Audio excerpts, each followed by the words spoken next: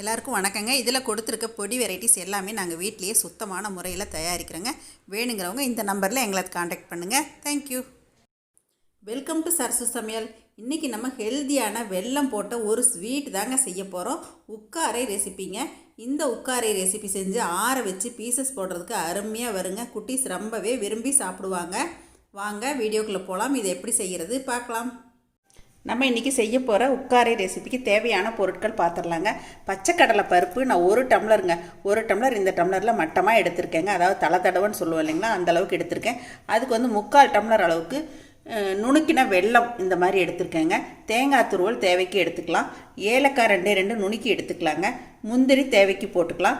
நெய் தேவைக்கு. இவ்வளோதாங்க. இதை வச்சுட்டு தான் நம்ம பண்ண போகிறோம். இப்போ நம்ம இந்த கடலைப்பருப்பை ஒரு 1 மணி நேரம், அரை மணி நேரம் ஊறினா கூட போதுமானது. இதை வந்து வேக வச்சு எடுத்துக்கணுங்க. இப்போ நான் தண்ணியில் ஊற வச்சுட்டேங்க. இது ஊறட்டும், நம்ம ரெடி பண்ணிடலாம். கடலைப்பருப்பு ஒரு அரை மணி நேரம் ஊறிடுச்சு. இப்போ இதை ஒரு குக்கரில் சேர்த்தாச்சுங்க. இதை மூடி போட்டு வெயிட் போட்டுடலாம். 2 சவுண்டு வரட்டுங்க, பார்க்கலாம்.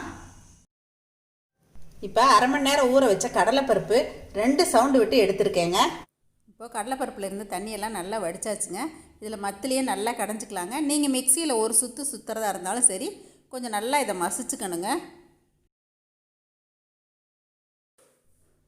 பாருங்கள், இப்போ இந்த அளவுக்கு நல்லா மசிச்சுக்கணும். நீங்கள் மிக்சியில் சுற்றுற மாதிரி இருந்தால் தண்ணி விடாமல் ஒரே ஒரு சுற்றி எடுத்துக்கோங்க. நம்ம எடுத்து வச்சுருக்க வெல்லத்தை ஒரு பாத்திரத்தில் சேர்த்துடலாங்க. இப்போ இதில் கொஞ்சமாக தண்ணி விட்டுக்கலாம். தண்ணி ஒரு 1/4 டம்ளர் விட்டிங்கன்னா போதுமானது. நம்ம சேர்த்த வெல்லத்தை கரையை வச்சு எடுத்துக்கலாங்க. பாகெல்லாம் வைக்க வேண்டியதில் கரைஞ்சால் போதுமானது. இப்போ வெல்லம் நல்லா கரைஞ்சாச்சுங்க. வடிகட்டிக்கலாம். இப்போ இதை வடித்து எடுத்துக்கலாங்க. இப்போ வடித்தாச்சு. நம்ம உட்கார ரெடி பண்ணிடலாங்க. இப்போ ஒரு பேன் அடுப்பில் ஏற்றிருக்கேங்க. கொஞ்சம் நெய் விட்டுக்கலாம். நம்ம உடச்சி வச்ச முந்திரி சேர்த்துக்கலாங்க. இப்போ முந்திரி லேசாக வறுத்தாச்சுங்க. இதிலே தேங்காய் துருவல் கொஞ்சம் சேர்த்துக்கலாம். நான் சின்ன மூடியில் அரை மூடி அளவுக்கு தேங்காய் துருவல் எடுத்துருக்கேங்க. இது லேசாக வறுத்தா போதுமானது. இப்போ நம்ம இந்த கடலைப்பருப்பு கலவையை இதில் சேர்த்துடலாங்க. பாருங்கள், இந்த மாதிரி நல்லா மசிச்சிருக்கணும். இப்போ இதை நல்லா உதிர்த்து விட்டுக்கலாம். இப்போ நம்ம எடுத்து வச்சுருக்க வெள்ளை தண்ணி இதில் சேர்த்துடலாங்க. இதில் கொஞ்சம் ஏலக்காய் தூள் சேர்த்துக்கலாங்க. இது நல்லா பெரட்டி விட்டுக்கலாம். 1 டம்ளர் கடலைப்பருப்புக்கு 3/4 டம்ளர் வெல்லம் போதுமானதுங்க. உங்களுக்கு இனிப்பு தூக்கலாக வேணும்னா இன்னும் கொஞ்சம் சேர்த்துக்கோங்க. இதில் நம்ம கொஞ்சம் கொஞ்சமாக நெய் விட்டுக்கலாங்க. இந்த அளவுக்கு உக்காரை பண்ணுறதுக்கு ஒரு 5 டேபிள் ஸ்பூன் நெய் போதுமானதுங்க. அப்பப்போ கொஞ்சம் பெரட்டி விட்டுக்கிட்டே இருங்க, இல்லைன்னா அடி பிடிச்சிரும். இந்த ஸ்டேஜில் நம்ம இன்னும் கொஞ்சம் நெய் விட்டுக்கலாம்.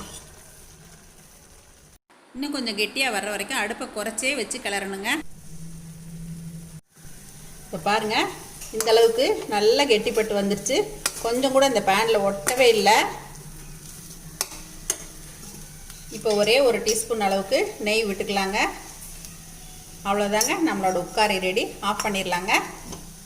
இந்த உக்காரை ரெசிபியை ஸ்ரீகாந்த் ராஜகோபாலன் சார் என்கிட்ட செய்ய சொல்லி கேட்டிருந்தாங்க. Thank you sir. சுவையான உக்காரை ரெடி.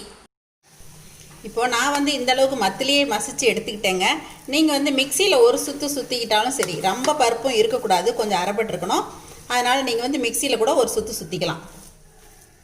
என்னங்க, இப்போ நம்மளோட உக்காரை ரெசிபி ரெடி ஆகிடுச்சு பாருங்கள். இந்த மாதிரி செஞ்சு கொஞ்சம் ஆறின உடனே இந்த மாதிரி பீஸ் போட்டிங்கன்னா நல்லாவே எடுக்க வரும். இந்த மாதிரி செஞ்சு குழந்தைங்களுக்கு கொடுத்தீங்கன்னா ரொம்பவே விரும்பி சாப்பிடுவாங்க. இது வெல்லம் போட்டதுங்க. ரொம்ப ஹெல்த்தியானது. பாருங்கள், சூப்பராக வந்திருக்கு. கண்டிப்பாக நீங்களும் இதை ட்ரை பண்ணி பாருங்கள். இதை பார்த்துட்டு உங்களோட ஃபீட்பேக் சொல்லுங்கள், ஷேர் பண்ணுங்கள், சப்ஸ்கிரைப் பண்ணுங்கள். சப்ஸ்கிரைப் பண்ணிவிட்டு மறக்காமல் பக்கத்தில் இருக்க பெல் பட்டனை கிளிக் பண்ணிவிட்டு ஆளுங்கிற ஆப்ஷனையும் ப்ரெஸ் பண்ணிக்கங்க. தேங்க்யூ. சரசு சமையல் பாருங்கள். சமையல் நல்லா பண்ணுங்கள்.